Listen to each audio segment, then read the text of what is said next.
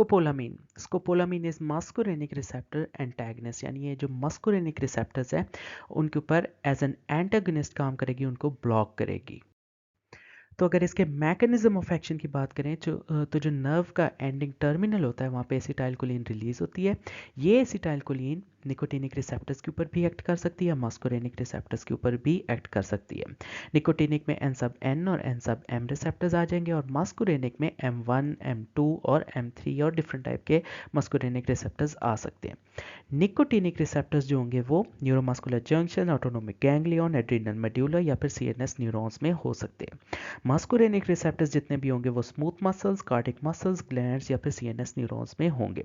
अब ये जो एसिटाइलकोलिन मस्कुरेनिक रिसेप्टर्स के ऊपर एक्ट कर रहा है, इस सेक्शन को जो ड्रग ब्लॉक करेगी this is going to be scopolamine. So scopolamine is muscarinic receptor blocker या फिर एंटागनिस्ट। अब कुछ एसिटाइलकोलिन जो साइनैप्स में बच जाएगी उसकी ब्रेक डाउन हो जाएगी इनटू कोलिन प्लस एसीटेट। ये जो कोलिन है ये रिसाइकल होगी बाय द कोलिन अपटेकर्स, ठीक है, या फिर कैरियर्स, और उनके साथ को एज होगा वो ऐड होगा और एसिटाइलकोलिन जो होगा रीजनरेट होगा। ये एसिटाइलकोलिन वेजिकल्स में दोबारा फिलअप होगा और ये वेजिकल्स जो होंगे साइनैप्स के ऊपर दोबारा जो होंगे वो ब्रेक करेंगे, एसिटाइलकोलिन रिलीज करेंगे और ये साइकिल कंटिन्यू करता रहेगा। सो इन सिंपल वर्ड्स ये जो स्कोपोलामीन है this is muscarinic receptor blocker, या अगर और क्लियर वर्ड्स में कहें तो this is competitive reversible antagonist at all muscular receptors, यानी नॉन सेलेक्टिव। इसमें M1 भी आ सकता है, M2 M3 सारे रिसेप्टर्स आ सकते हैं। तो इस मैकेनिज्म ऑफ एक्शन की वजह से जितना भी पैरासिम्पैथेटिक नर्वस सिस्टम होगा वो काइंडा ब्लॉक्स हो जाएगा क्योंकि उसकी एंटागनिज्म हो चुकी है।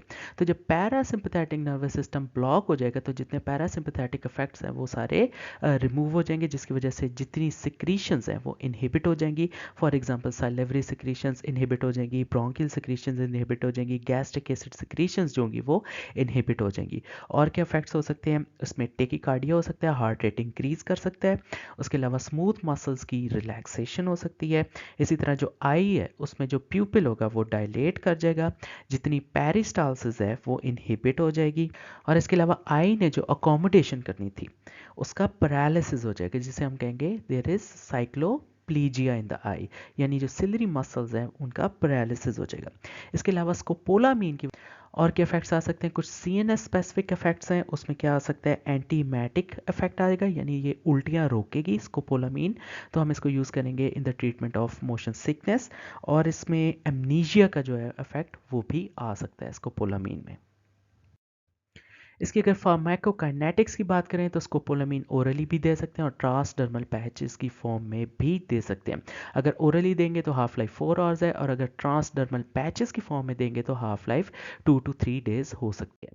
क्लिनिकल यूज़ में स्कोपोलामीन हम दे सकते हैं मोशन सिकनेस को ट्रीट करने के लिए। उसके अलावा एनेस्थीजिया के साथ एडजंक्ट देंगे, क्यों, क्योंकि ये एमनीजिया को सपोर्ट करती है, स्कोपोलामीन की वजह से एमनीजिया होता है। इट इनहिबिट्स ब्रोंको कंस्ट्रक्शन, यानी ये ब्रोंकाई को डायलेट करेगी स्कोपोलामीन। उसके अलावा it inhibits secretions of the bronchi, जितनी ब्रोंकाई की सिक्रीशंस है उसको इनहिबिट करेगी, इसीलिए हम इसको एनेस्थीजिया के साथ एज एन एडजंक्ट देंगे। उसके अलावा और क्या करेगी scopolamine, it reduces post of vomiting, क्योंकि इसका एंटीमैटिक इफेक्ट है। उसके अलावा यूरिनरी इनकॉन्टिनेंस में भी स्कोपोलामीन दे सकते हैं। टॉक्सिसिटी या साइड इफेक्ट्स की बात करें तो जितना पैरासिम्पैथेटिक नर्वस सिस्टम है वो काइंड ऑफ ब्लॉक हो गया, जिसकी वजह से कॉन्स्टिपेशन हो जाएगी, ड्राई माउथ, यूरिनरी रिटेंशन। उसके अलावा ब्लर्ड विजन होगा क्योंकि इसका साइक्लोप्लेजिक इफेक्ट है, ठीक है, सेरेब्रल मसल्स की ये पैरालिसिस कराएगी। उसके अलावा इंट्राओकुलर प्रेशर जो होगा इंक्रीज हो जाएगा और ड्राउजीनेस होगी। उसके अलावा अदर सिमिलर ड्रग्स जो कि स्कोपोलामीन से मिलती जुलती है उसमें क्या आ सकते हैं, पायरेंजिपिन और telenzepine, these are M1 selective blockers, ये सिर्फ M1 रिसेप्टर्स के ऊपर एक्ट करेंगे। और इसके अलावा कुछ M3 सेलेक्टिव ब्लॉकर्स हैं जिसमें डेरिफेंसिन, सोलिफेनेसिन, टोल्ट्रोडीन, फस्टोडीन और प्रोपिवरीन आ सकते हैं। और इसके अलावा non selective muscarinic receptor blockers जिसमें M1 M2 M3 सारे आ जाएंगे, जिसकी एग्जांपल है एट्रोपिन। इसके अलावा कुछ और ड्रग्स हैं, हम क्लासीफाई करते हैं on the basis of action on primary clinical target organs. ये किन किन ऑर्गन्स के ऊपर एक्ट करेंगे। फॉर एग्जांपल अगर सीएनएस की बात करें, दिस इज स्कोपोलामीन, ठीक है, और हम इसको देंगे मोशन सिकनेस की ट्रीटमेंट में। उसके अलावा पार्किंसन की ट्रीटमेंट में बेंस्टोपीन, बाइपेरिडिन और ट्राईहेक्सीफेनिडाइल दे सकते हैं। उसके अलावा डिस्टोनिया की ट्रीटमेंट में बेंस्टोपीन देंगे, यानी ये ब्लैडर में जो यूज़ होगी। उसके अलावा आई में, ठीक है, आई भी एक ऑर्गन है, उसमें एट्रोपिन, होमेट्रोपिन, साइक्लोपेंटोलेट और ट्रोपिकामाइड दे सकते हैं। और आई में क्या होगा, it causes mydriasis, pupil dilate करेंगे, plus it has cycloplegic effects, it causes paralysis of ciliary muscles. इसके अलावा एजमा में हम, ठीक है, ब्रोंकाई में दे सकते हैं हेपाटोपियम, टियोटोपियम, एक्लिनिडियम और यूमिक्लिनिडियम। अब ब्रोंकाई में जो रिसेप्टर्स होते हैं they are beta 2 and M3, so these are M3 blockers. तो एजमा की ट्रीटमेंट में हम ये ड्रग्स दे सकते हैं।